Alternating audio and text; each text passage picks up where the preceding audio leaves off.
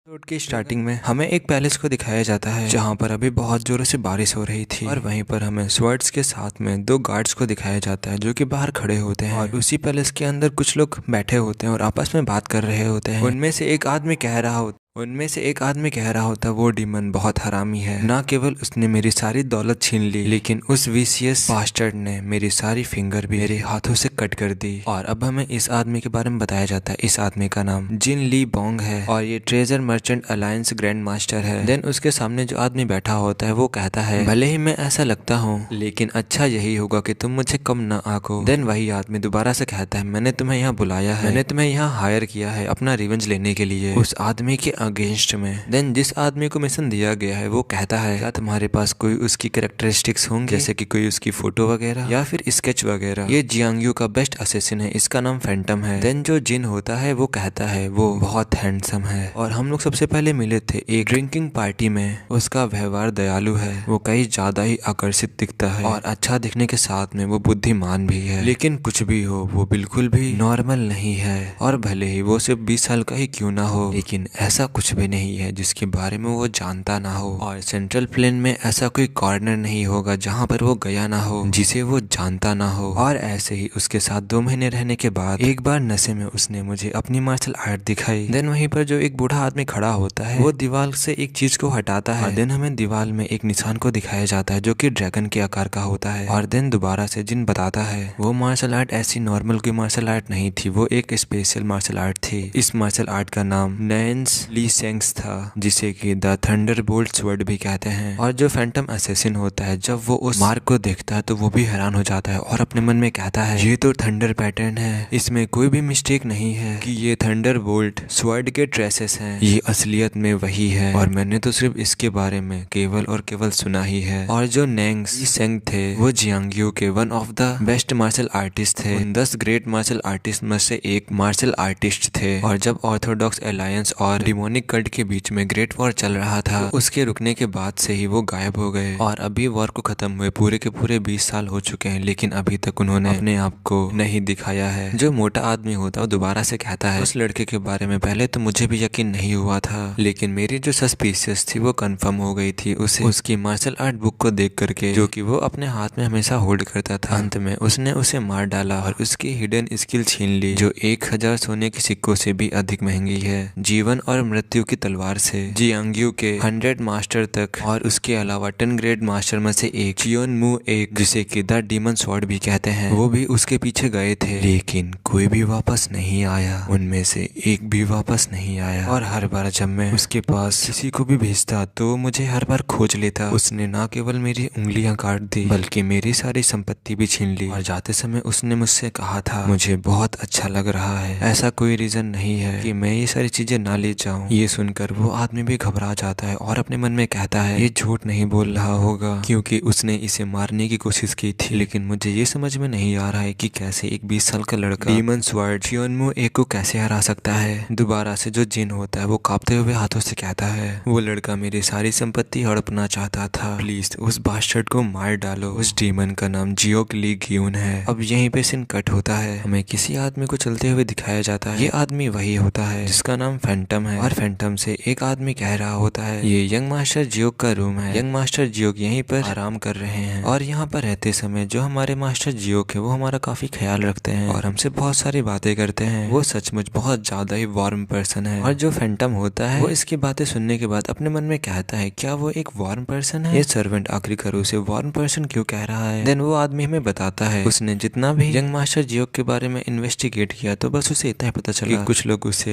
Elegant young master जियोक के नाम से जानते हैं और वो कुछ दूसरे अमीर लोगों के लिए वह व्यक्ति है जिसने उनकी सारी संपत्ति छीन ली और उसे एक बेवकूफ भी कहते हैं जो हमेशा अपने पैसे हार जाता है। और लास्ट इन्फॉर्मेशन ये थी कि वो मुरीम टूर्नामेंट में भाग ले रहा है। आखिरकार ये घिनौना कमीना आदमी है कौन। जो फैंटम होता है वो उसे सर्वेंट से पूछता है कि जाने से पहले क्या उन्होंने कुछ कहा था आपसे। सर्वेंट बताता है उन्होंने कहा था कि वो अपनी ग्रैंड लाइफ को स्टार्ट करने जा रहे हैं और वो अपनी ग्रैंड लाइफ को स्टार्ट करने के लिए तैयार हो चुके हैं। उसके साथ में वो एक अच्छी सी वुमेन को भी ढूंढने के लिए जा रहे हैं जो अच्छे से हमारे यंग मास्टर जियोक का ख्याल रख सके। ये सब सुनने के बाद फैंटम लंबी सी सांस छोड़ते हुए कहता है, आखिरकार वो आदमी कितना ही मिस्टीरियस है। सर्वेंट कहता है, ये वो रूम है जो यंग मास्टर जियोक रहने के लिए यूज करते हैं, प्लीज आप इसे देखने के लिए कुछ टाइम ले सकते हैं। देन फैंटम दरवाजा खोल के अंदर पहुंच जाता है। उसके सामने टेबल, चेयर्स और भी सारी नॉर्मल चीजें रखी होती हैं। देन ये सब कुछ देखने के बाद फैंटम अपने मन में कहता है, वैसे कुछ भी डिफरेंट तो नहीं लग रहा है, जैसे सबके रूम होते ये भी रूम एकदम वैसा ही है। देन वैसे एक तरफ देखते हुए कहता है, लेकिन ये। देन जब वो सामने देखता है तो उसमें लिखा होता है कॉन्करर हुबाई, और ये देखकर आदमी भी कुछ सोचने लगता है और उस चीज को ध्यान से देखने लगता है। और देन हंसते हुए कहता है, इस साल 2 मोरियम टूर्नामेंट होने वाले हैं हुबाई में, और ये केवल समय की बात है, और इससे पहले कि मैं उस कमीने को पकड़ूं। लेकिन वो कहना क्या चाहता है, हुबाई को जीतना, लेकिन क्यों? वो ऐसा करते हुए दुनिया पर विजय प्राप्त क्यों नहीं कर लेता? और जब फैंटम ये कह ही रहा होता है, वैसे ही पीछे से आवाज आती है, मैंने उसे ऐसा करने से रोका, मैंने उससे कहा था कि वो एक बार एक ही कदम उठाए। फैंटम चिल्लाते हुए पीछे देखता है, आखिरकार तुम हो कौन? देन वैसे ही चिल्लाने की आवाज आती है, और अब हमें अंधेरे में एक कप को दिखाया जाता है जिसमें कोई टी को डाल रहा होता है, और वहीं पर कोई आदमी कह रहा होता है, लीगियन हुबाई के लिए क्यों गया, और मैं कैसे जानूंगा कि उसके काले सर के अंदर क्या है? हमें भी आगे बढ़ना चाहिए, वैसे भी हमारे पास कुछ भी करने को नहीं है। और जो फैंटम था वो बस वो बातें सुने ही जा रहा था। और अब हमें उस रूम में 3 और लोगों को दिखाया जाता है, और वैसे भी हम लोग तो इन्हें जानते ही हैं, ये वही दादा, दादी और डीमन स्वॉर्ड होता है। देन जो जियोक के दादाजी होते हैं वो कहते हैं, अगर तुम दोबारा से एक बार फिर से जियांग्यू में कदम रखोगी, दोबारा से जो जियांग्यू होगा वो पूरा हलचल में आ जाएगा। और ये लोग ऐसे बातें कर ही रहे होते हैं, लेकिन जो फैंटम होता है वो दीवार से चिपका हुआ होता है, और इस समय वो एक खंजर से दीवार के बल टिका हुआ था और उसके शरीर से खून बह रहा था। लेकिन तभी जो दादी जी होती हैं वो कहती हैं, वैसे भी मुझे 100 साल हो चुके हैं, और दुनिया के कानून एक मेरे जैसे ओल्ड मैन के लिए आखिरकार क्या ही मायने रखते हैं। देन दादी माँ दोबारा से कहती हैं, यंग लड़के क्या तुम भी एक गिलास लेना चाहोगे? देन उस गिलास को देखकर फैंटम का चेहरा अजीब ही बन जाता है और कहता है, आखिरकार इसमें एनर्जी ये कैसी है? और वो 2 वेपन्स, और ये व्यक्ति शायद वही है फार्मर हेवनली डीमन का सबसे विश्वसनीय सहयोगी कहा जाता है, द सुप्रीम डीमन इम्प्रेस, जिसे की twin demon sword Yang Hwang Yung भी कहते हैं। और जो उस तलवार की मयान का जो सिंबल है, उसे देखकर मैं श्योरली कह सकता हूँ कि जो ये बूढ़ा आदमी है नैंग ली सेंग है, जिसे कि द थंडरबोल्ट स्वॉर्ड भी कहते हैं, जो कि इस समय सबकी नजरों से छुपा हुआ है। आखिरकार एक टाइम के सबसे महान मास्टर आखिरकार एक डीमन के साथ क्यों ही होंगे? और इनके साथ में ग्रेट द डीमन स्वॉर्ड भी हैं। और मैं ऐसा इसलिए कह रहा हूँ क्योंकि इनके शरीर से जो टेरिफाइंग डिमोनिक की निकल रही है, चियोनमू एक मतलब कि डीमन स्वॉर्ड के शरीर से ही निकल सकती है। और जो मैंने वो निशान देखा था वो थंडरबोल्ट स्वॉर्ड का ही था, और वो नैंग लीसन की स्पेशल मार्शल आर्ट है। और यहाँ तक कि डीमन स्वॉर्ड चेनम्यू एक उसके पीछे चला गया। तो क्या ये सभी लोग जियोक लीगियन के साथ मिले हुए हैं? लेकिन क्यों? देन दोबारा से फैंटम उन्हीं सबसे कहता है, तुम लोग आखिरकार मुझे मार क्यों नहीं देते? वैसे दादी माँ उसे देखते हुए कहती हैं, हमने उससे प्रॉमिस किया है कि बिना हम उसके परमिशन के किसी को भी नहीं मार सकते, लेकिन उसकी वजह मैंने तुम्हारे की सेंटर को डिस्ट्रॉय कर दिया है और तुम्हारे पैर की एक टेंडन को काट दिया है। और ऑफ कोर्स मैंने सुना है कि जो असैसिन्स होते हैं वो मौत से बिल्कुल भी नहीं डरते हैं, और ऐसा कहा जाता है कि वे अपने दांतों के पीछे जहरीली गोलियां छुपाते हैं। इन सब की बातें सुनने के बाद जो फैंटम होता है वो अपने मन में कहता है, क्या ये लोग मुझे ये बताना चाहते हैं कि मैं अपने आप को ही मार डालूं, जिससे कि मैं मौत से भी ज्यादा दर्द सहने से बच सकूं? अब शायद ऐसा लगता है कि कोई और रास्ता नहीं है। देन वैसे ही अपने मुंह के अंदर अपने दांतों से कुछ फोड़ लेता है। देन वैसे ही उसके मुंह से बहुत सारा खून निकलने लगता है। खून निकलते निकलते वो कहता है, जियोक लीगियन मैं उससे बहुत ज्यादा ही जेलस हूँ, और तुम जैसे मास्टर को उसे प्रोटेक्ट करना उसके लिए बहुत ज्यादा ही सौभाग्य की बात है। वैसे ही उसकी धीरे धीरे आंखें बंद होने लगती हैं। लेकिन वहाँ पर जो दादी वगैरह होती हैं वो कहती हैं, वो एक ऐसा व्यक्ति है जिसे हमारी मदद की बिल्कुल भी कोई भी जरूरत नहीं है। और अब यहीं पे सीन कट होता है। अब हमें हमारे हीरो जियोक लीगियन को दिखाया जाता है। इस समय वो कुछ लोगों के सामने खड़ा होता है, और वो आदमी अपने जियोक से कह रहे होते हैं, हम लोगों ने फाइनली तुम्हें खोज ही लिया, तुम्हारे पास वही बुक रिकॉर्डिंग है जिसमें सीक्रेट टेक्निक्स हैं, क्यों मैंने सही कहा ना? देन उनके बीच में एक और आदमी होता है जो कि चिल्लाते हुए कहता है, अपने गार्ड्स को बिल्कुल भी डाउन मत करना, जितने भी मास्टर इसको मारने के लिए आए हैं वो कभी भी वापस नहीं जा पाए हैं, और वो हमेशा बस मारे ही गए हैं। ये छोटा सा बच्चा बहुत ज्यादा ही फियरलेस है। और ये कह करके अपनी स्वॉर्ड को निकालने लगता है, और अब सभी लोग जियोक से फाइट करने के लिए रेडी हो चुके थे। देन स्वॉर्ड को निकालने के बाद वो आदमी दोबारा से जियोक से कहता है, क्या तुमने ये सोचा था कि तुम ट्रेजर मर्चेंट अलायंस के ग्रैंड मास्टर के साथ मैस करने के बाद क्या तुम ऐसे ही बच सकते हो?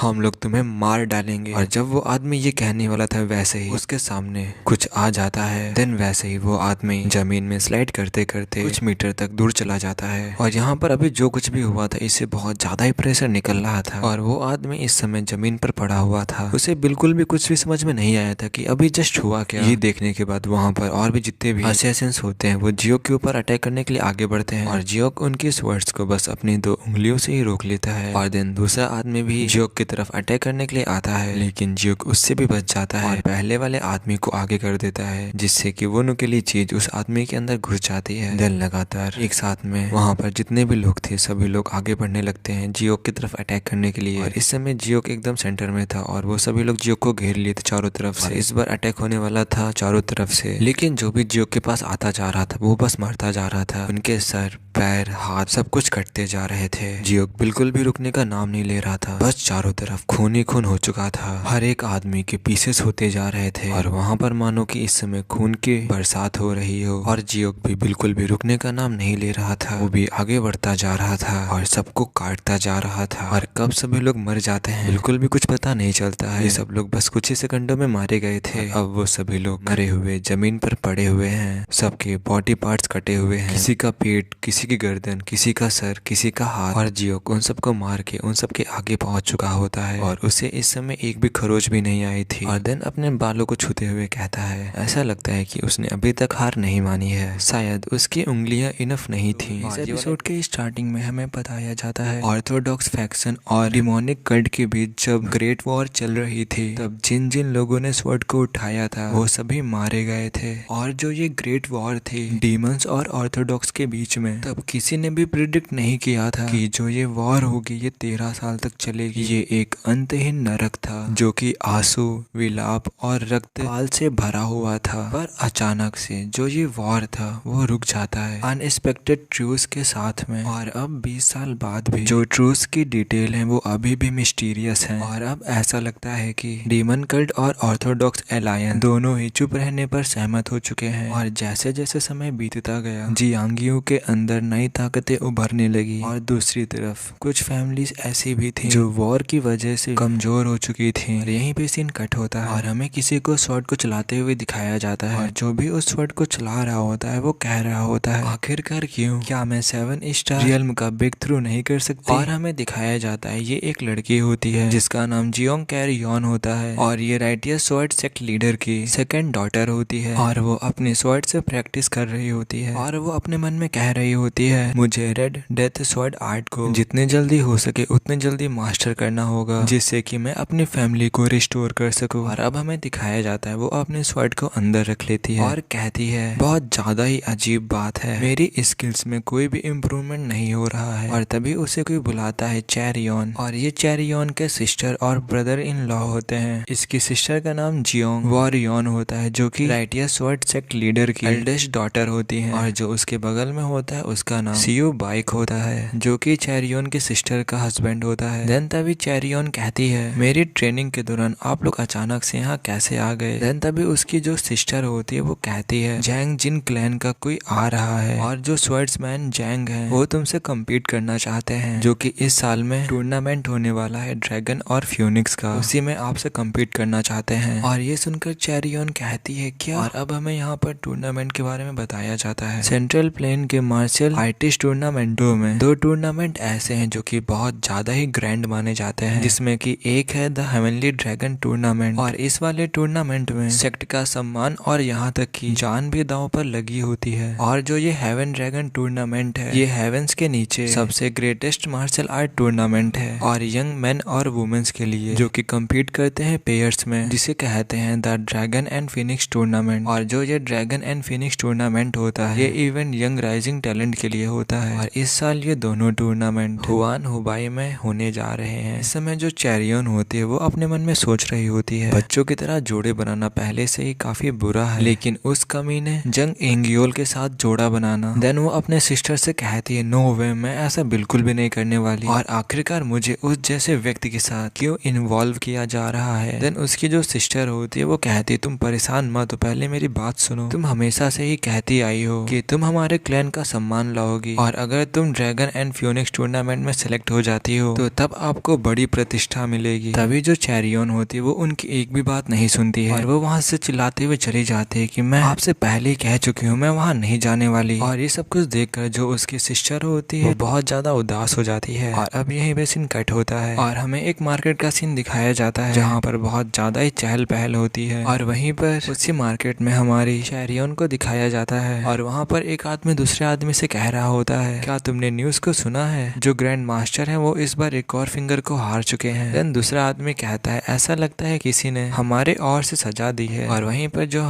पर जो चैरियन होती है वो अपने मन में सोच रही होती है, लेकिन तब क्या होगा जब जेंग जिन क्लैन से ग्रज को होल्ड कर ले और हमारे क्लैन के खिलाफ जवाबी कार्रवाई करे। और क्या वो जो चाहे वो कर सकते हैं सिर्फ इसीलिए क्योंकि वो पावरफुल क्लैन है। और हमें बताया जाता है ये जगह ऐसी जगह है जहाँ एक दूसरे को धोखा देना और एक दूसरे को चोट पहुंचाना और योजनाएं और गंदी चालें भी चलाई जाती हैं। देन चैरियन ये सब कुछ देखने के बाद कहती है, क्या ये वही जियांग यू है जिसका मैंने सपना देखा था। और तभी उसको कोई आवाज सुनाई देती है और जब वो पीछे मुड़कर देखती है तो वो कहती है, ये तो लीडर है मुरिम एलायंस का। और जहाँ पर चैरियन देख रही होती है हमें वहाँ पर दिखाया जाता है बहुत ज्यादा ही भीड़ वहाँ पर लगी होती है, जहाँ पर एक आदमी कह रहा होता है, यह सोचना कि डिमोनिक कल्ट को एकीकृत करने का सपना इतनी निरर्थक रूप से समाप्त हो जाएगा। और वहाँ पर सभी लोग कह रहे होते हैं जो हेवनली डीमन है वो गिर चुका है। और वहाँ पर एक आदमी खड़ा होता है जो कि कह रहा होता है, जो 13 साल की लॉन्ग वॉर थी वो आखिरकार खत्म होने पर आ ही गई। ये सब देख के जो चैरियन होती है वो कहती है ये सब कुछ बकवास है। देन वो अपने मन में सोचती है, भले ही ये एक नाटक है पर कोई भी नहीं जानता जो डिमोनिक कल्ट और जो ऑर्थोडॉक्स कल्ट था उन दोनों के बीच वॉर कैसे रुकी। और तभी चैरियन के पीछे एक और आदमी आ जाता है जो कि चैरियन से कहता है, मेरा भी यही सोचना है। और जो हेवनली डीमंस 9 कैलेमिटीज टेक्निक है उसे इनविंसिबल डिमोनिक आर्ट भी कहते हैं और उसे आमने सामने की लड़ाई में कोई भी नहीं हरा सकता। और इसके अलावा जो वॉर थी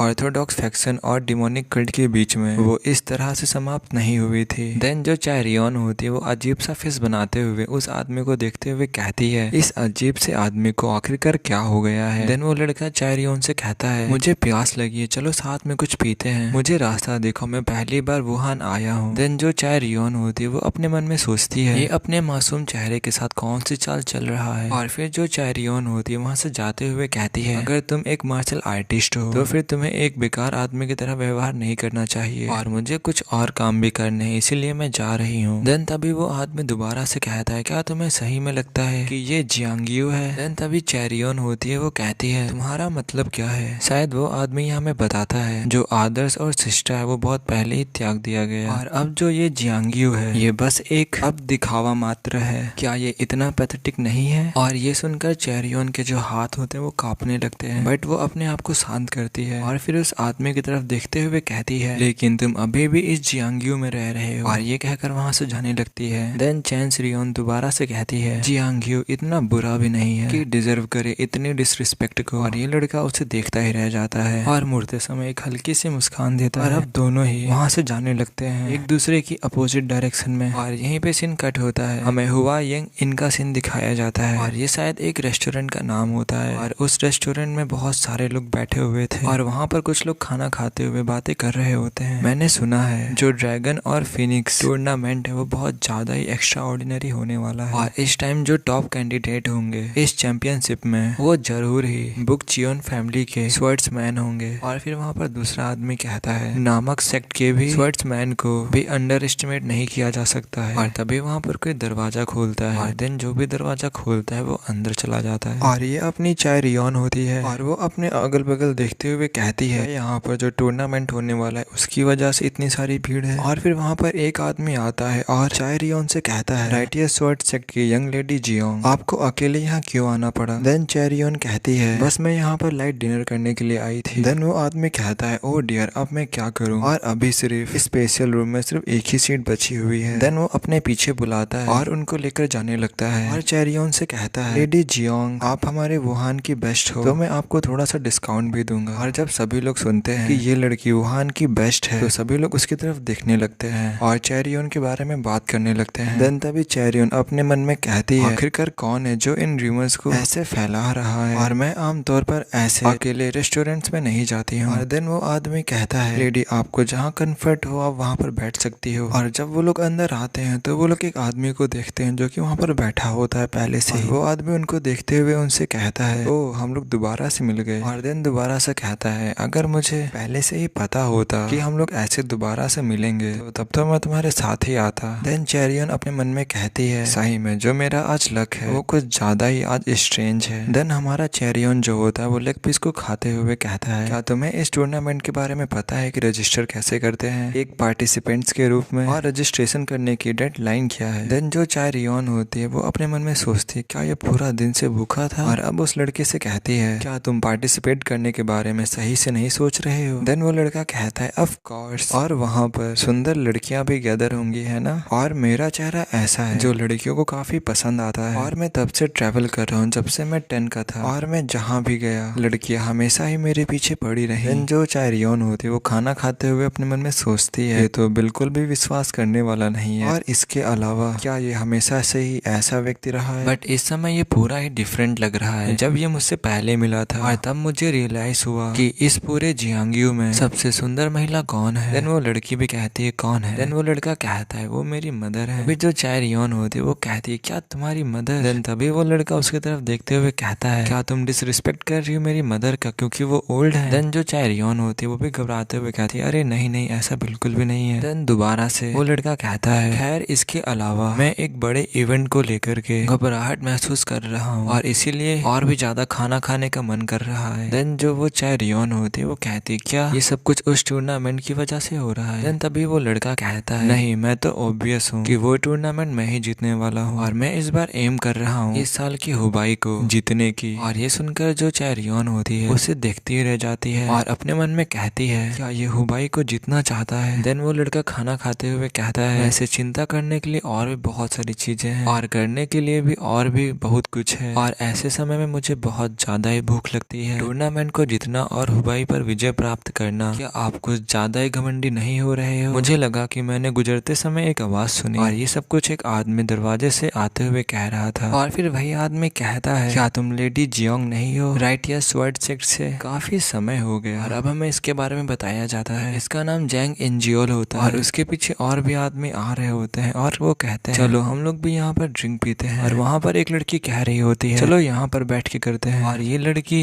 जैंग इंजियोल की यंग सिस्टर होती है जिसका नाम जैंग इनहुआ होता है। तभी जो वो इंग्यूल होता है वो चेरियन को देखते हुए कहता है, तुम इतने समय से कैसे थी। देन तभी चेरियन उसको देखते हुए अपने मन में कहती है, मेरे शरीर को स्कैन करने की अभी भी उतनी ही है जितनी पहले थी और मैं जस्ट अभी इसे मारना चाहती हूँ, पर अभी मुझे लगता है कि अभी मुझे रुक जाना चाहिए। तभी इंग्यूल दूसरी तरफ देखते हुए कहता है, बाय द वे। और इस टाइम पर वो अपने एमसी की तरफ देख रहा होता है जो कि खाना खा रहा होता है, और वो हमारे एमसी के पास आते हुए कहता है, ऐसा लगता है कि कोई और भी यहाँ पर है। और ये कह करके अपने कपड़ों से कुछ निकालने लगता है और तभी एमसी के खाने में एक सोने का कॉइन आके गिरता है और वो आदमी हमारे एमसी से कहता है, ये तुम्हारे बिल के लिए है और अगर अब तुम खाना खा चुके हो तो क्या तुम अब अपनी सीट को छोड़ सकते हो। और ये सुनने के बाद जो अपना एमसी होता है वो जेंगियोल की तरफ देखने लगता है और कहता है, हालांकि मुझे नहीं लगता कि ये इतना इनफ होगा और अभी और भी खाना आ रहा है और ये अभी भी इतना इनफ नहीं है। देन तभी वो आदमी अपने एमसी से कहता है, तुम बास्टर्ड जल्दी से यहाँ से चले जाओ जब तक कि मैं तुम्हारे साथ अच्छे से व्यवहार कर रहा हूँ। और फिर वो किसी चीज को देखकर हंसने लगता है और वहाँ पर रखी हुई दो स्वर्ड्स को देखते हुए कहता है, तो तुम जियांग्यू के मेंबर हो तो इसीलिए तुम इतना एरोगेंट हो रहे हो। और तभी वो उन स्वर्ड्स की तरफ मुड़ जाता है और कहता है, हमारे वेपन्स इनॉर्मस दिखाई देते हैं और क्या मैं इनमें से एक ले लूं। और ये कहकर उन दोनों में से एक वेपन को उठाने लगता है और जब वो उठा रहा होता है तो वो कहता है, क्या क्या क्या है ये, आखिरकार ये इतना भारी क्यों है और अगर मैं ऐसे ही पीछे मुड़ जाऊं तो फिर इससे मुझे बहुत ज्यादा ह्यूमिलेशन सहना होगा। और ये कहकर कसके उस स्वर्ड को पकड़ लेता है और उस स्वर्ड को उठाते हुए कहता है, भले मुझे अपनी सारी इंटरनल एनर्जी क्यों न लगानी पड़े, मैं इस स्वर्ड को उठा कर रहूंगा। तभी हमें दिखाया जाता है वो इस स्वर्ड को उठा लेता है। देन हंसते हुए कहता है, हा हा हा, ये हल्की सी तो भारी है, तो क्या तुम इस ब्लेड का यूज करते हो अपनी मसल्स को ट्रेन करने के लिए। और इस टाइम पर उसके चेहरे से पूरा का पूरा पसीना निकल रहा था और वो बहुत मुश्किल से ही उस स्वर्ड को उठाए हुए था। और तभी जो हमारा एमसी होता है वो इस स्वर्ड को उसके हाथों से छीन लेता है और हंसते हुए कहता है, वैसे ये ट्रेनिंग के लिए बिल्कुल भी नहीं है। अभी जो जिंगियोल होता है वो कहता है, तुम बास्टर्ड कहीं के, ये टूल जरूर ही ट्रेनिंग के लिए होगा। देन अपना एमसी कहता है, नहीं ये मेरा है और मैं बिल्कुल सही कह रहा हूँ। और इस टाइम पर जिन गियोल का पूरा चेहरा उतर चुका था, तभी वो अपने हाथों में एनर्जी गैदर करते हुए कहता है, क्या तुम अभी मेरे अराउंड में मजाक करना चाह रहे हो? और तभी कोई कहता है, रुक जाओ, हम लोग अभी इस समय इनके अंदर हैं, इनका मतलब रेस्टोरेंट। तो जैसे ही चैरियन उन्हें रोकती है लड़ने से, तो वैसे ही सभी लोग उसे देखने लगते हैं। और वैसे ही जो इंगियोल होता है वो हंसते हुए कहता है, तुम मुझे इतनी हॉट नजर से देख रही हो, क्या तुम मुझे में इंटरेस्टेड हो? देन तभी इंगियोल उसका हाथ पकड़ लेता है और कहता है, वेल वैसे भी हम लोग साथ में ड्रैगन एंड फियोनिक्स टूर्नामेंट ज्वाइन कर रहे हैं और ये आइडिया भी इतना बुरा नहीं है, टूर्नामेंट शुरू होने से पहले एक दूसरे को जानना। देन तभी चैरियन अपना हाथ झटक लेती है और देन इंगियोल से कहती है, मुझे माफ कर दो, मैंने किसी और के साथ पार्टिसिपेट करने का डिसाइड किया है। और जब इंगियोल ये सुनता है तो वो उसे देखने लगता है और वो कहता है, क्या और क्यों? देन चैरियन कहती है, क्योंकि तुम अपनी फैमिली की पावर का यूज करके हर एक चीज मुझ पे थोपते हो और ये एकदम तुच्छ और शर्मनाक एक्ट है। और ये सुनकर एंगियोल बहुत ज्यादा ही गुस्सा हो जाता है और फिर कैरियन से कहता है, तो फिर तुम किसके साथ पार्टिसिपेट कर रही हो? देन तभी जो चैरियन होती है वो हिचकिचाने लगती है और तभी जो अपना एमसी होता है वो कहता है, मेरे साथ, मैं इसके साथ पार्टिसिपेट करूंगा, ये टूर्नामेंट में मेरे साथ पार्टिसिपेट करेगी। जब एंगियोल ये सुनता है वो कहता है, क्या? तभी जो एंगियोल की सिस्टर होती है वो कहती है, क्या तुम्हें पता है कि तुम किसके साथ बात कर रहे हो? और हाँ, हमारे एमसी का नाम जियोग ली गियोन है, तो अब से हम इसे जियोग बोलेंगे। तभी जियोग कहता है, मुझे नहीं पता कि ये कौन है, पर क्या तुम्हें पता है कि मैं कौन हूँ? देन एंगियोल की सिस्टर कहती, ऑफ कोर्स मुझे भी नहीं पता। देन जियोग कहता है, जब एक पर्सन किसी अननोन से मिलता है तब दो टाइप्स के रिएक्शंस होते हैं, या तो उसे डिसमिस करते या फिर उससे डरे, पर तुम तो दोनों ही कर रहे हो और तुम लोग मुझे डिसमिसिंग कर रहे हो क्योंकि तुम लोग मुझे नहीं जानते हो और मुझे उम्मीद है कि मैं इस आदमी से डर जाऊंगा। देन एंगियोल की सिस्टर कहती है, क्या तुम्हें नहीं लगता कि तुम कुछ ज्यादा ही बोल रहे हो? तभी जो एंगियोल होता है वो कहता है, तुम्हारे अंदर हिम्मत तो है। तभी अपना जियोग कहता है, तुमने देखा होगा कि मैं अच्छे से खाता हूँ और लोग कहते हैं जो अच्छे से खाते हैं वो अच्छे से बोलते भी हैं। और इस टाइम पर जो एंगियोल था वो बहुत ज्यादा ही गुस्सा हो चुका था और उसने अपने गुस्से की वजह से उस टेबल को भी ब्रेक करने वाला था।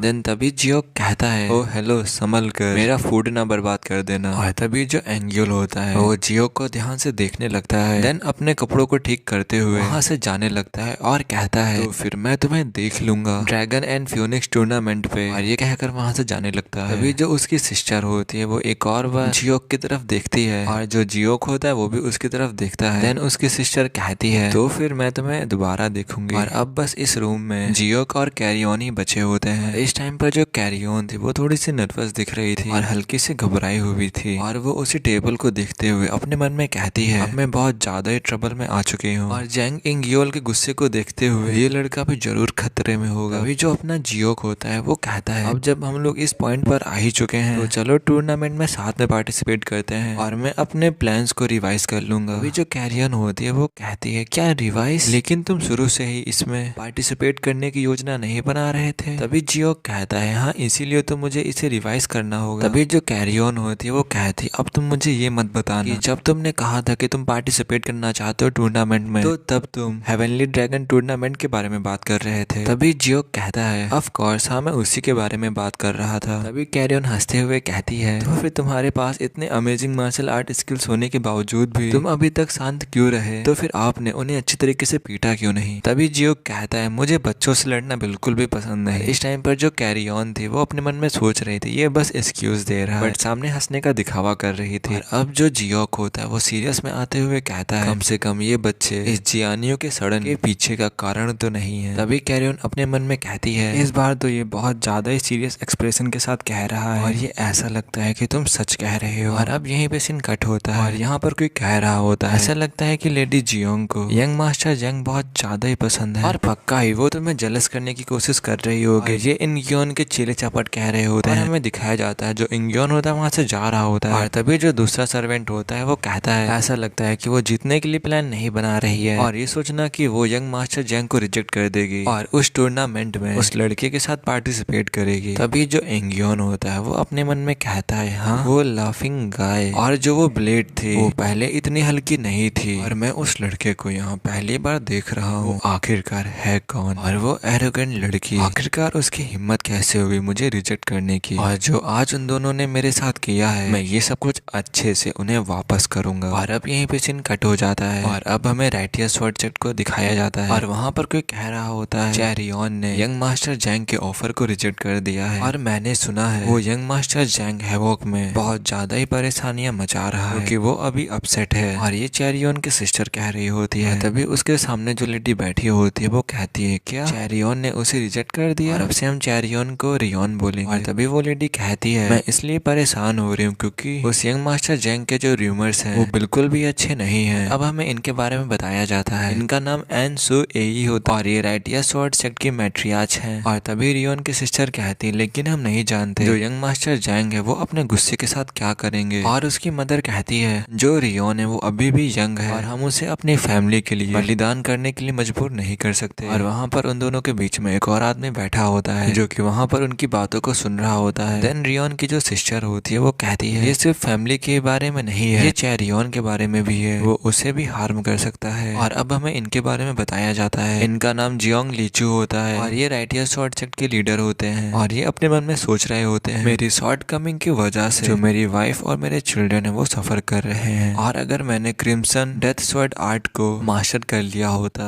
तो मेरी भी फैमिली आज स्ट्रांग होती। तभी जो रियोन की सिस्टर होती है वो कहती है ये बहुत ज्यादा ही सीरियस प्रॉब्लम है और अब हमें सबसे पहले चेरियन को ढूंढना चाहिए। और फिर तभी वहाँ पर कोई कहता है इसकी कोई भी जरूरत नहीं है और ये कहा था चेरियन ने, और वो कहती है क्या ये सच है। फिर तभी उसकी जो मदर होती है वो कहती है रियोन हम लोग तुम्हारी चिंता कर रहे थे बट ये लड़का कौन है। देन तभी जो चेरियन होती है वो कहती है ये वो है जिसके साथ मैं पार्टिसिपेट करने जा रही हूँ फियोनिक्स एंड ड्रैगन टूर्नामेंट में। और जब उनकी फैमिली ये बात सुनती है तो वो लोग शॉक्ड हो जाते हैं और कहते हैं क्या। तभी जो जियोक होता है वो आगे बढ़ता है और उन सभी को ग्रीट करता है और उन सभी लोगों से कहता है आप सभी से मिलकर अच्छा लगा, मैं हूँ जियोक ली गियोन। और तभी वो किसी चीज को निकालता है और उनसे कहता है ये बर्तन फुजियान रीजन से आया एक चीनी मिट्टी का बर्तन है और आप लोग इसका कितना दे सकते हो। उसका जो फादर होता है वो कहता है 100 और 50 येन। तभी जियोक कहता है अगर मैं यहाँ पर होता तो आपको सिर्फ इसके 120 नियान ही देने होते हैं। तभी उसका जो फादर होता है वो अजीब सा मुंह बनाते हुए कहता है चेरियन तुम ये कह रही हो कि तुम ड्रैगन और फिनिक्स टूर्नामेंट में यंग मास्टर जियोक के साथ पार्टिसिपेट करने जा रही हो। और तभी उसकी जो मदर होती है वो कहती है चाहे कितनी भी चाइल्डिश क्यों ना हो बट एक ऐसे स्ट्रेंज गाय के साथ कैसे ही इस टूर्नामेंट में इंटर कर सकती है। और हमें दिखाया जाता है जो जियोक होता है वो उस पॉट के साथ खेल रहा होता है और ये देखकर चेरियन भी गुस्सा हो चुकी होती है और कहती है बस करो। और तभी उसकी मदर जियोक से कहती है यंग मास्टर जियोक आप कौन से सेक्ट से बिलोंग करते हो। तभी जियोक उस पॉट को रखते हुए कहता है मेरा कोई भी सेक्ट नहीं है बट जो मेरे पेरेंट्स हैं वो ह्यूमन गेट के पास फ्रूट्स को बेचते हैं। और ये सुनकर वहाँ पर सभी लोग हैरान हो जाते हैं। और फिर जो चेरियन के पेरेंट्स होते हैं वो जियोक से पूछते हैं तुम जो अपने पीठ पर जो ये ब्लेड्स लेके घूम रहे हो तो फिर ये क्या है और क्या तुमने दोनों ही स्वॉर्ड और ब्लेड मार्शल आर्ट को मास्टर कर लिया है। और फिर वो अपने मन में कहता है यह एक ऐसा काम है जो कि एक थर्ड रेट का ठग भी कर सकता है और भले ही यह एक दिखावे के लिए ही क्यों ना हो। और तभी जियोक कहता है हाँ मैंने दोनों को मास्टर किया है। और ये सुनकर सेक्ट लीडर फ्रीज हो जाता है। देन जियोक कहता है मैं कुछ एरियाज में काफी एक्सेप्शनल हूँ और मैं एक बहुत ज्यादा ही स्ट्रॉन्ग ब्लड लाइन से आता हूँ। और तभी चेरियन का जो फादर होता है वो कहता है अब तुम मुझे ये मत बताना तुमने ये अपने मार्शल आर्ट टेक्निक्स अपने पेरेंट्स से सीखा जो कि फ्रूट्स को बेचते हैं। और तभी जो जियोक होता है वो कहता है हाँ पर क्या आप लोग फ्रूट नहीं खाते हो। और ये सब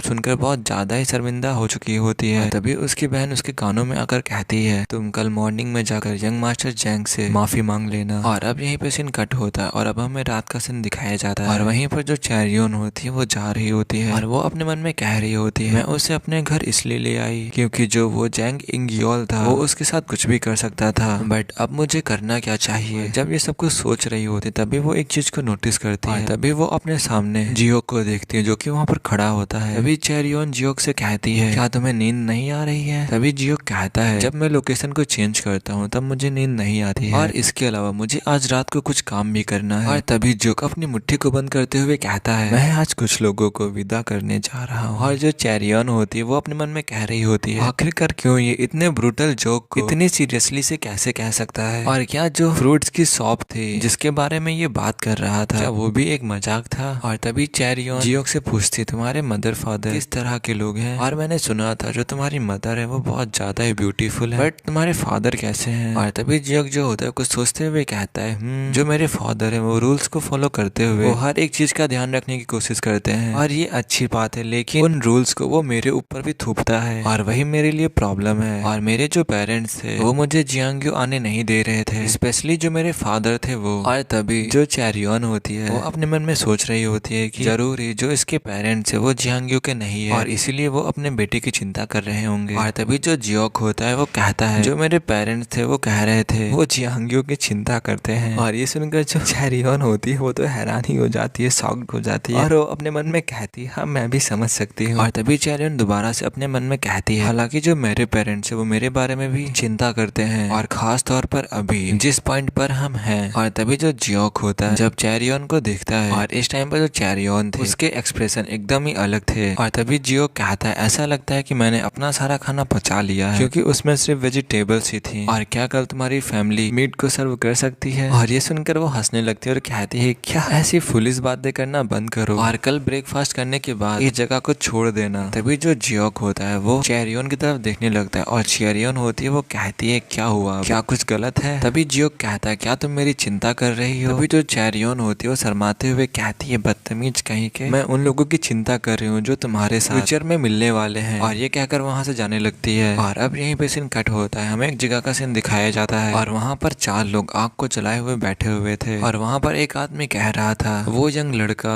तलवार लेकर कांप रहा था और अपने पिता से बदला लेने की कोशिश कर रहा था और मैं ये दिखावा कैसे कर सकता हूँ कि मुझे इसकी कोई भी जानकारी नहीं है और मुझे उसके पिता के पास भेजने के अलावा कोई भी चॉइस नहीं बची थी। और वो सभी लोग ऐसे ही बातें करके हंस रहे होते हैं। और फिर तभी वहाँ दूसरा आदमी कहता है मुझे लगता है कि तुमने एक बच्चे को अनाथ होने से बचाया है। और अब हमें दिखाया जाता है जो हमारा जियोक होता है वो भी वहाँ पर आ चुका होता है। वो लोग जियोक को देखने के बाद कहते हैं कि ये बास्टर्ड अब कौन है। और तभी उनमें से एक आदमी कहता है तुम कौन हो और आखिरकार तुम यहाँ पर खड़े होकर क्या कर रहे हो और क्या तुम्हें पता है कि आखिरकार तुम कहाँ पर हो। तभी जो जियोक होता है वो कहता है द डार्क हब और ये प्लेस जानी जाती है एक वंडरिंग मार्केट के नाम से। और तभी उनमें से एक आदमी हंसते हुए कहता है तुम्हें इसके बारे में पता है तब भी तुम यहाँ पर आ गए। और जो वर्ल्ड है वो धीरे धीरे काइंड बन रहा है, मैं वो देख सकता हूँ और जो छोटे छोटे बच्चे हैं वो भी यहाँ पर घूमने लगे हैं। तभी जो जियोक होता है वो कहता है अगर तुम्हारे मुंह से दोबारा से लिटिल किड जैसा मेरे लिए नाम आया तो अगली बार यहाँ पर सिर्फ तुम्हारी लाश मिलेगी। तभी जो वो आदमी होता है वह उठते हुए कहता है मैं तुमसे अच्छे से बात कर रहा था क्योंकि तुम एक छोटे से बच्चे थे बट तुम्हारे पास तो बिल्कुल भी मैनर्स नहीं है। और ये क्या करके अपनी तलवार से जियोक के ऊपर अटैक कर देता है और हमें दिखाया जाता है जो जियोक होता है उसके अटैक को डॉज कर लेता है और जियोक अपने हाथों में कुछ पर्पल कलर की एनर्जी को गैदर करता है उसके पेट पर वार कर देता है और जिससे कि वो आदमी बिल्कुल भी हिल नहीं पा रहा था। और ये सब उसके साथी भी देख रहे होते हैं और उन्होंने ये नहीं देखा था जियोक ने उस पर अटैक कर दिया। उनमें से जो बीच में आदमी बैठा होता है वो कहता है अरे बेवकूफ अब क्या तुम एक बच्चे के ऊपर अटैक करोगे। और देन वो आदमी कहता है बस तुम यहाँ पर सब कुछ छोड़ दो और जाओ यहाँ से अपनी मदर की बिजनेस में हेल्प करो जाके। और ये कहकर वहाँ पर सभी लोग हंसने लगते हैं। और अब हमें दिखाया जाता है जो आदमी जियोक के ऊपर अटैक करने गया था उसकी जो स्वॉर्ड थी उसके हाथों से छूट चुकी थी और वो जो आदमी था वो ढेर हो चुका था। और ये देखकर वो तीनों ही हैरान हो जाते हैं। तभी जियोक कहता है जो ये टाइम है ये मेरे लिए बहुत ज्यादा ही इम्पोर्टेंट है और यही वो दिन है जब मैं अपने फ्यूचर के लिए अपना पहला कदम उठा रहा हूँ और इसीलिए ये सब मुझे रिजॉल्व करने के लिए मेरे पास और कोई चॉइस नहीं है। और तभी वो सभी लोग बहुत ज्यादा गुस्से में खड़े हो जाते हैं और चिल्लाते हुए कहते हैं तुम नॉनसेंस कहीं की ऐसी बकवास बातें करना बंद करो। और तभी उनके कुछ और बोलने से पहले जो जियोक होता है वो अपनी स्वॉर्ड के साथ बहुत ज्यादा तेजी से उनकी तरफ आगे बढ़ने लगता है। हमारा जियोक कहता है इसका मतलब ये है कि जिन लोगों को मैं जाने देना चाहता हूँ वो लोग भी। और ये कह करके अपने स्वॉर्ड से एक स्लैश लगाता है और उस स्लैश से तीनों लोग घायल हो चुके थे। तीनों की बॉडी से खून निकलने लगा था और वैसे ही वो तीनों लोग बहुत जोरों से चिल्लाते हैं। और देन जियोक कहता है मुझे आज ही उन सबको मारना होगा। और अब यहीं पे सीन कट होता है, किसी के पैर को दिखाया जाता है और उसके पैर के नीचे चारों तरफ खून फैला होता है और ये और कोई नहीं जियोक होता है। और हमें जियोक के पीछे दिखाया जाता है जियोक ने उन सभी को मार दिया था जो लोग भी अंदर थे और बस वहाँ पर लाशें और चारों तरफ खून फैला पड़ा था। तभी जियोक अपने खून से लथपथ हाथों से उस आगे वाले दरवाजे को खोलता है तो वो देखता है सामने एक बहुत ज्यादा ही मोटा आदमी बैठा होता है। उसके आसपास बहुत सारी लड़कियां होती हैं जो कि उसकी सेवा कर रही होती हैं और जियोक उन्हें ही देख रहा था, उस मोटे आदमी को, उन लड़कियों को और एक और कमजोर से आदमी को जो कि उस मोटे को वाइन सर्व कर रहा था। और तभी जियोक उनके सामने जाने लगता है और वहाँ पर एक अलग ही टाइप का ऑरा चारों तरफ फैला हुआ था। देन वहाँ पर आने के बाद जियो कहता है क्या ही ग्रेट एटमॉस्फेयर है यहाँ का। और इस टाइम पर वो बूढ़ा आदमी बस वाइन को पिए जा रहा था और तभी वो अपने हाथ को पटकता है और फिर कहता है क्या तुम यहाँ पर एक गेस्ट के जैसे आए हो और तुम यहाँ पर किसे खरीदने के लिए आए हो जिसके लिए तुमने इतना सारा हंगामा मचा दिया है। और अब हमें इस मोटे आदमी के बारे में बताया जाता है, इसका नाम ग्लूटोनस एम्परर है और ये डार्क हब का लीडर है। देन जो डायल होता है वो कहता है जो इस रूम में बहुत ज्यादा ही एक्सपेंसिव है, मैं उसे खरीदने के लिए आया हूँ। और फिर वो मोटा जोरों जोरों से हंसने लगता है और फिर वो मोटा कहता है एक कच्चे लड़के की हिम्मत कैसे हुई कि वो मुझे खरीद सके। तभी वो मोटा दोबारा से कहता है क्या इस यंग गाय के पास इतना पैसा है जिससे कि वो मुझे खरीद सके। देन हमारा डायल कहता है तुम्हें कितना पैसा चाहिए। देन मोटा कहता है 500,000 येन। देन अपना डायल उन 500,000 येन्स को जमीन पर फेंकते हुए कहता है और कहता है ये रहे तुम्हारे 500,000 येन। और अब क्या सौदा पक्का हुआ। और अब वो मोटा अपने मन में सोचता है कि मुझे लगा था कि ये सिर्फ लंबी लंबी बातें ही छोड़ता है, पर अब देखने से ऐसा लग रहा है कि इस लड़के के पास बहुत ज्यादा ही पैसा है। और उस लड़के ने जो बैग पकड़ा है उसके अंदर लगता है कि और ज्यादा ही पैसा है। और तभी वो मोटा कहता है अगर क्या हो कि मैं अपने प्राइस को बढ़ा दूं। देन अपना डायल कहता है मैं तुमसे डिसअपॉइंटेड हो जाऊंगा। देन वो मोटा दोबारा से हंसते हुए कहता है अगर क्या हो मैं तुम्हें मार कर तुम्हारा सारा पैसा ले लूं। देन डायल कहता है तब मैं और भी ज्यादा डिसअपॉइंटेड हो जाऊंगा। और तभी वो मोटा अपने हाथों से इशारा करता है और तभी कुछ लड़कियां डायल के पास जाने लगती है। और अब वो मोटा कहता है तो फिर अब मैं तुम्हें थोड़ा सा डिसअपॉइंट कर दूंगा। और वैसे ही जियोक के पास सारी लड़कियां आ जाती हैं और जियोक को चारों तरफ से घेर लेती हैं। हमें एक कमरे का सीन दिखाया जाता है और उसी कमरे में हमें कुछ लेडीज की आंखों को भी दिखाया जाता है। Then lips. और इस समय बहुत सारी लड़कियां हमारे जियोक के आसपास आ चुकी थी और उसको सेड्यूस करने की कोशिश कर रही थी और ये सब कुछ वो मोटा आदमी करवा रहा था। और इस समय जो हमारा जियोक था वो बस शांति से खड़ा था, उसके चारों तरफ वो सारी लड़कियां आ चुकी थी। तभी जो मोटा होता है वो हंसते हुए अपने मन में कहता है जिस मोमेंट तुम इस रूम में आए थे उसी समय यहाँ पर कैद हो गए थे। देन हमें एक लड़की को दिखाया जाता है जो कि अपने बालों से एक नीडल को निकालने लगती है। देन वैसे जो वो लेडी होती है वो कहती है ये पिनेकल है सॉर्सरी की, ये मैन को पैरालाइज कर देती है। देन वैसे ही उस नीडल को निकालकर जियोक के ऊपर अटैक करते हुए कहती है इल्यूसरी ब्लिसफुल डांस। देन जो जियोक होता है वो बस अपने एक हाथ से ही उसके अटैक को ब्लॉक कर लेता है और हंसते हुए कहता है ये एक अच्छा डांस था। और देन जियोक उस नीडल को छीन लेता है और सामने मारते हुए कहता है और वैसे ये चीज इतनी अच्छी है कि मुझे मार भी सकती है। और वैसे ही जो वो नीडल होती है वो उस मोटे के ऊपर लालटेन में जाके लगती है जिससे कि वो लालटेन भी फूट जाती है। और ये देखकर वहाँ पर जितनी भी लड़कियां थी वो सारी की सारी हैरान हो चुकी थी। और फिर जो वो लड़कियां होती हैं वो कहती हैं आखिरकार जस्ट अभी हुआ क्या और क्या सॉर्सरी कंप्लीट नहीं हो पाई। और जब मोटा आदमी इस चीज को देखता है तो बहुत ज्यादा ही गुस्सा हो जाता है और वैसे ही अपने मन में कहता है इस हरामी ने तुरंत ही समझ लिया कि ये लड़कियां यूज कर रही हैं सोल मैनिपुलेटिंग टूल का। लेकिन जो जियोक होता है वो दोबारा से मोटे से कहता है क्या तुम में से कोई भी लड़की यहाँ इसलिए है क्योंकि क्या तुम लोग इस मोटे को पसंद करती हो। देन वैसे ही जो लड़कियां होती है वो घबराते हुए कहती हैं ऑफ कोर्स नहीं। देन जियोक उनकी बातें सुनने के बाद कहता है क्या तुम यहाँ पर फोर्सली आई हो, अब तुम यहाँ पर जा सकती हो और तुम्हारे साथ इसके बाद कुछ भी नहीं होगा और अब तुम इसके बारे में ज्यादा परेशान मत हो। देन जो वो लेडी होती है वो जियोक से कहती है तुम ये चाहते हो कि हम लोग यहाँ से चले जाएं, लेकिन और जब वो लड़की ये कह रही थी वैसे उसे रुकते हुए जियोक कहता है जरूर ही उस मोटे से डर रही होगी और उसके सामने तुम यहाँ से नहीं जाना चाहती होगी, लेकिन फिर भी अब तुम्हें यहाँ से जाने का साहस जुटाना होगा ताकि तुम इसके बाद अच्छी तरह से जी सको। क्या तुम्हें ऐसा नहीं लगता। और जब मोटा आदमी जियोक की बात सुनता है तो वो बहुत जोरों जोरों से हंसने लगता है। देन उन सभी लोगों से कहता है क्या ही इम्प्रेसिव स्पीच थी, बहुत अच्छा, मैं तुम सबको जाने दूंगा। हालांकि तुम्हारे बॉडी पार्ट्स को काटने के बाद ये देखकर वहाँ पर सारी लड़कियां घबरा जाती हैं। वैसे जियोक कहता है क्या सही में, तो फिर मैं तुम्हें जिंदा ही काट डालूंगा। और वैसे ही उस मोटे आदमी के ऊपर बहुत ज्यादा प्रेशर पड़ने लगता है। वैसे ही वो मोटा आदमी कहता है आखिरकार हो क्या रहा है। इस समय उसे ऐसा लग रहा था मानो कि उसके चारों तरफ बस खून ही खून हो। और ये सब कुछ देखने के बाद कहता है आखिरकार ये मर्डरस इंटेंट कैसा है। देन वैसे ही मोटा आदमी सुनता है कुछ कह रहा होता है थैंक यू। और जब वो सामने देखता है तो जो वो लड़कियां होती हैं वो जियोक को ग्रिट कर रही होती हैं और कहती हैं जैसा कि आपने कहा हम लोगों ने अपना साहस जुटाया और इसके अलावा हम लोग आपकी काइंडनेस को कभी नहीं भूलेंगे और आपने जो हमें इतना बड़ा मनी अमाउंट दिया है हम लोग इसे भी कभी नहीं भूलेंगे। इस समय जो वो मोटा आदमी होता है वो पूरी तरीके से कांप रहा था। इस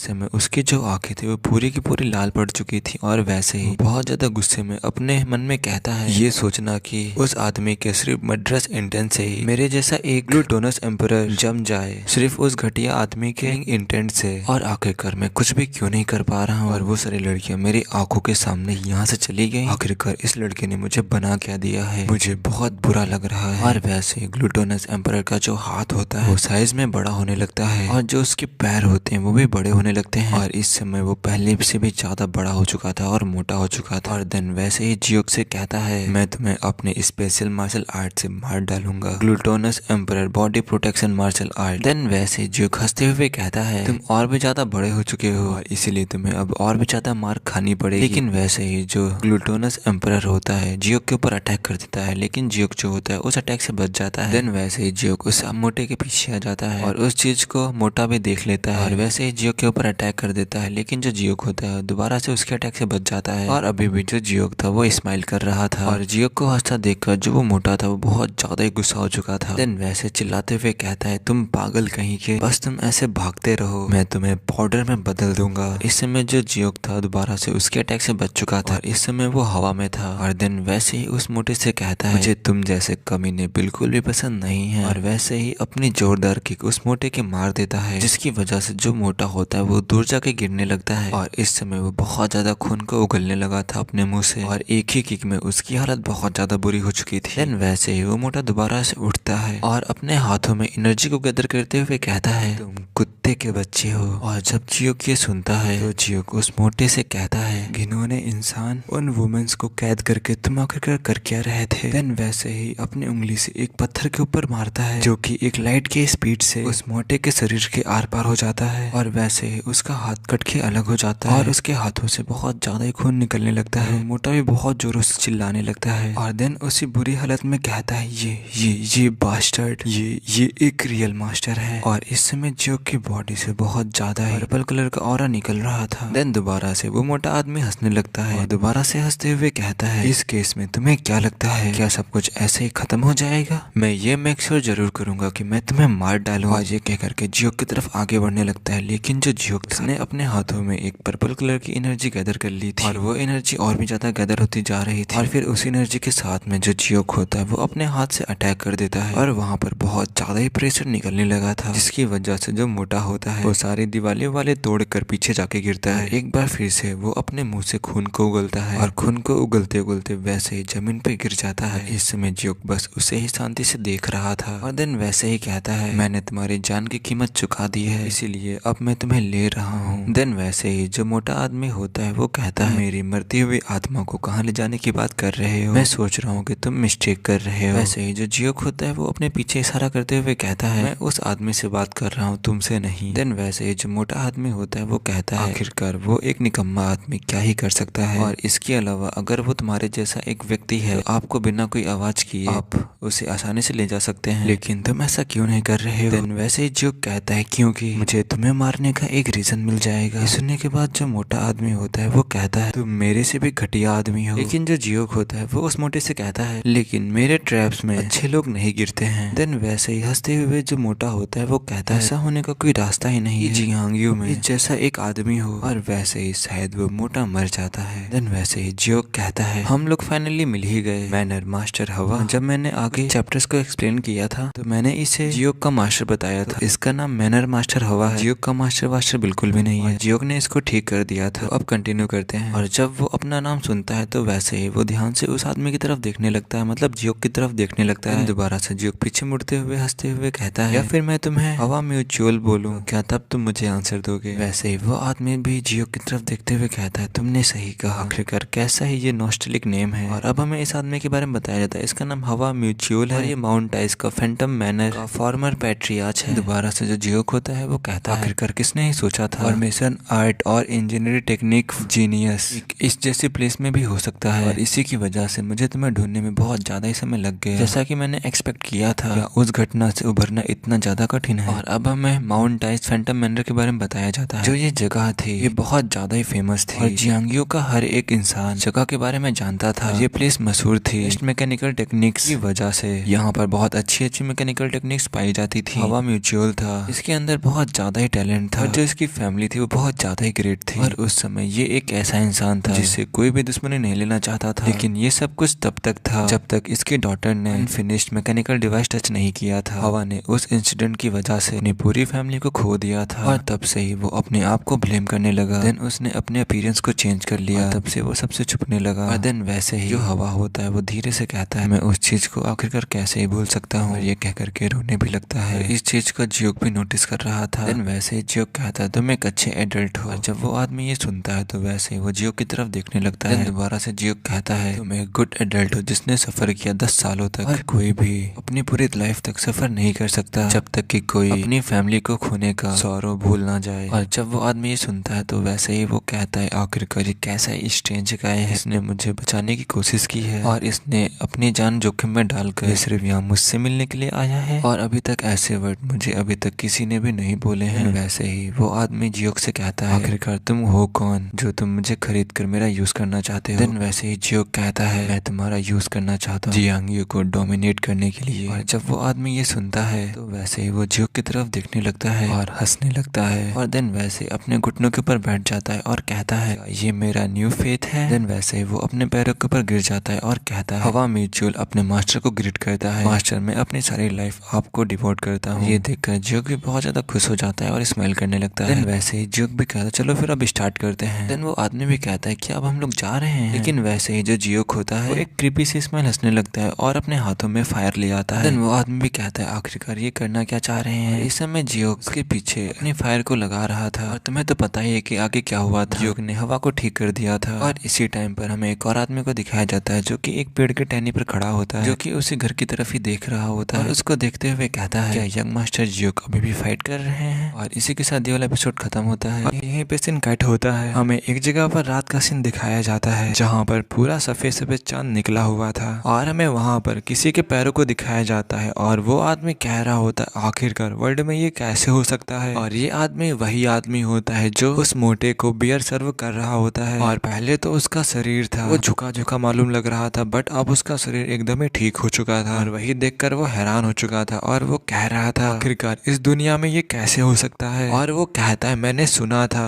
कि जब एक बार बॉडी ट्रांसफॉर्म हो जाती है सुप्रीम आर्ट के द्वारा तो वो कभी भी दोबारा से रिवर्टेड नहीं हो सकती है, पहले जैसी नहीं हो सकती है। बट हाउ, ये तुमने कैसे किया। और यही देखकर वो अपने हाथों और पैरों को देख रहा था शॉक्ड में, और फिर तभी वो अपने एमसी के सामने झुकते हुए थैंक यू कहता है, और जियांग भी ये सब देखकर खुश होता है। और फिर जियांग उससे कहता है मैं तुम्हारा यूज करने वाला हूँ जब तक कि तुम्हारी बोन्स तुम्हारे शरीर से बाहर ना आ जाएं, तो इसीलिए जिसे थैंक यू कहना चाहिए वो मैं हूँ। और फिर उन दोनों के अलावा वहाँ पर एक और आदमी आता है जो कि कहता है क्या तुमने कर लिया हमारे यंग मास्टर। और अब हमें इस आदमी के बारे में बताया जाता है, इसका नाम मू जियोंग होता है और ये हमारे एमसी यानी कि जियोक का गार्ड होता है। और फिर तभी जियोक भी उसकी तरफ देखते हुए और हंसते हुए कहता है मू जियोंग प्लीज तुम अपनी दाढ़ी को सेव कर लो, सही में तुम इसमें एकदम बूढ़े लगते हो। और ये सुनकर जियोक के गार्ड मू जियोंग के मुंह से खून निकल आता है। और फिर जियोक उस आदमी से कहता है जिसको जियोक ने ठीक किया था, मैनर मास्टर हुआ, इसका नाम मियोंग है और ये मेरा गार्ड है, और अब से तुम्हें क्या करना है आज से यही तुम्हें गाइड करेंगे। देन जियोक मू जियोंग से कहता है वैसे जो प्लान है वो चेंज हो चुका है और हमें शुरुआत करनी पड़ेगी झैंगजिन क्लैन से। और तभी जो मी योंग होता है वो कुछ सोचते हुए कहता है तुमने कहा था जो झैंगजिन क्लैन के लोग हैं वो खिलवाड़ करने की भी लायक नहीं है, और अचानक से ड्रैगन और फिनिक्स टूर्नामेंट में भाग लेना, और आखिरकार क्यों तुम अपने प्लान को चेंज कर रहे हो। और तभी जो जियोक होता है वो कहता है हम कभी भी नहीं जानते कि हमारा मन कब बदल जाए, है ना। तभी जो मियोंग होता है वो कहता है एक प्ले बॉय तो ऐसा ही कहेगा। और तभी जियोक कुछ सोचने के बाद कहता है मैं देख सकता हूँ कि तुम मेरी पॉपुलैरिटी से जल रहे हो। देन तभी जो मियोंग होता है वो कहता है ऐसा बिल्कुल भी नहीं है, और ये ऐसा इसलिए है क्योंकि तुम्हारे पीछे बहुत सारे वुमेन्स पड़ी हुई हैं, और इसका मतलब ये नहीं है कि तुम्हें प्यार में भी अच्छी किस्मत मिले, और ये सिर्फ भोग विलास है। और मियोंग ऐसे ही और बातें करता है, और अब जियोक कहता है अब तो ऐसा लगता है कि तुम तो बहुत ज्यादा ही जेलस हो। और ये सब कुछ देखकर जो वो आदमी होता है वो तो कंफ्यूज ही हो चुका होता है। और अब यहीं पे सीन कट होता है, हमें झैंगजिन क्लैन का सीन दिखाया जाता है जहाँ पर दो गार्ड्स खड़े होते हैं, और वो गार्ड किसी से कह रहे होते हैं जो यूनियन लीडर और जो यंग मास्टर है वो दूर है, और ये और कोई नहीं होते हैं, ये चैरियन और चैरियन के फादर होते हैं।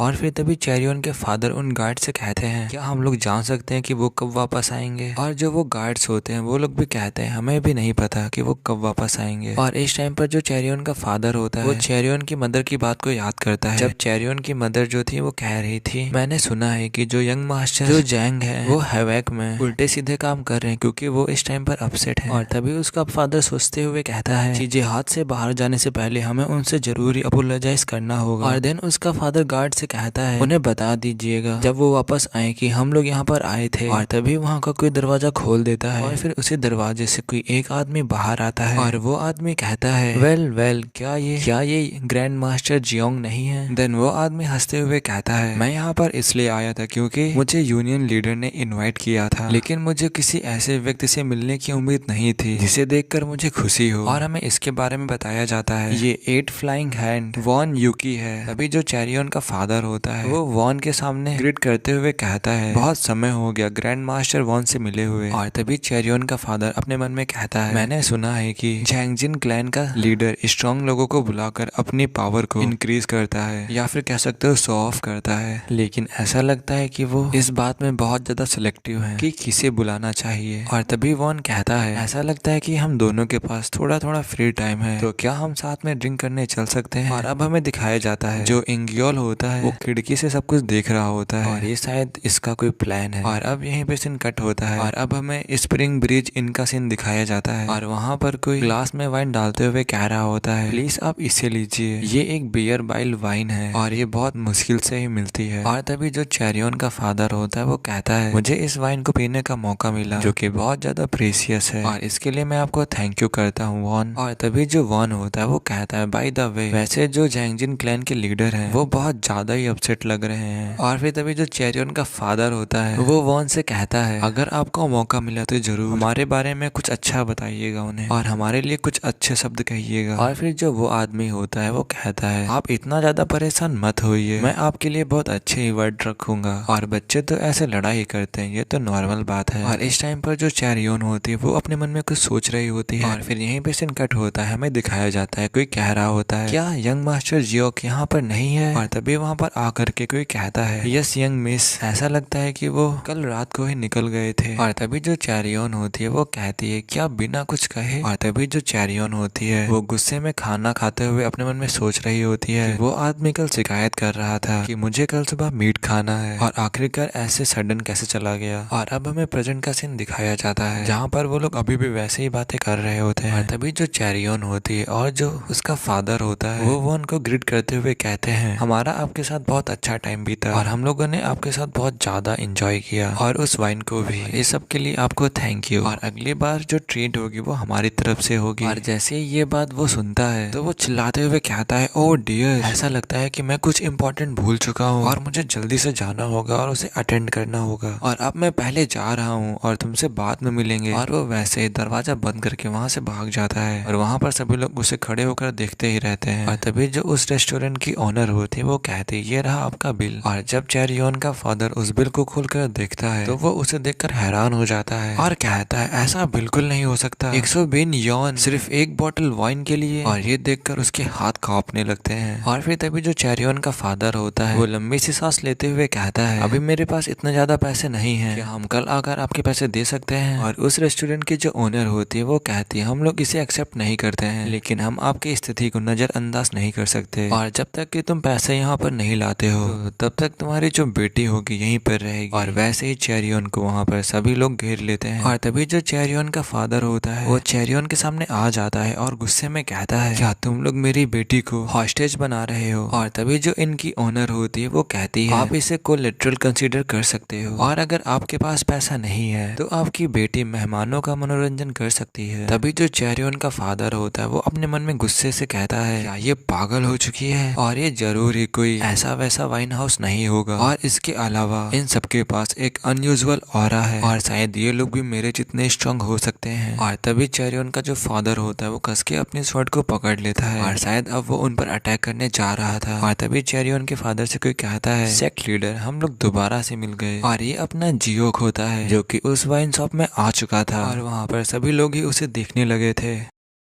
और जब चेरियन जियोक को देखती है तो वो कहती है तुम यहाँ क्या कर रहे हो। तभी जो जियोक होता है वो कहता है ऑफ कोर्स मैं यहाँ पर ड्रिंक करने के लिए आया हूँ। लेकिन तभी उस वाइन को बोतल को पटकते हुए कहता है बट नूनिन जो इस वाइन का टेस्ट है वो थोड़ा सा अलग लग रहा है, क्या तुमने इसमें कुछ मिलाया है। तभी जो वो ओनर होते वो कहती तुम्हारा मतलब क्या है। डायल कहता है मैंने सुना है यहाँ पर बहुत बड़े बड़े लोग आते हैं और क्या तुम इस फेक वाइन को उन सभी लोगों को बेचती हो। ओनर कहती है ऐसा लगता है कि तुम बहुत ज्यादा ही पिए हुए हो तो इसीलिए अपनी आवाज को नीचा करो। तभी डायल हंसते हुए कहता है जो ये लोग यहाँ पर बियर बाइल वाइन बेचते हैं वो फेक है और ये जियोक चिल्लाते हुए कह रहा था इसीलिए वहाँ पर सभी लोग इकट्ठा होने लगे थे। ओनर कहती है ये आदमी पिए हुए और कुछ भी बकवास कर रहा है तो प्लीज आप लोग इस पे ध्यान मत दो। डायल कहता है मैं रेकलेस नहीं हूँ, मैं यहाँ पर सबको प्रूव भी कर सकता हूँ और अगर मैं इस वाइन को प्रूफ कर देता हूँ कि ये फेक है तो फिर इस प्लेस में जो कुछ भी होगा मैं वो ले लूंगा। ओनर कहती है अगर तुम फेल हो गए तो देन डायल कहता है तुम मेरे गल ब्लेडर से बियर को बना सकती हो। और अब डायल कहता है सभी लोग अब बाहर आ जाओ और फिर अब हमें बाहर एक जगह का सीन दिखाया जाता है जहाँ पर सभी लोग आ चुके होते हैं और वहाँ पर कुछ लोग कह रहे होते हैं क्या इस प्लेस में हमेशा से ही बैकयार्ड था। दूसरा आदमी कहता है वैसे यहाँ वो क्या साबित करना चाह रहा है। तभी डायल कहता है लोग यहाँ से वाइन को ले जाते हैं और क्या ये बात आपको अजीब नहीं लगती। और आखिरकार वो लोग इस हिडन प्लेस से वाइन को क्यों लेकर जाते हैं और यहाँ तक कि इन लोगों ने इस डोर को आयरन की चेन के साथ इस डोर को लॉक भी किया है। तभी ओनर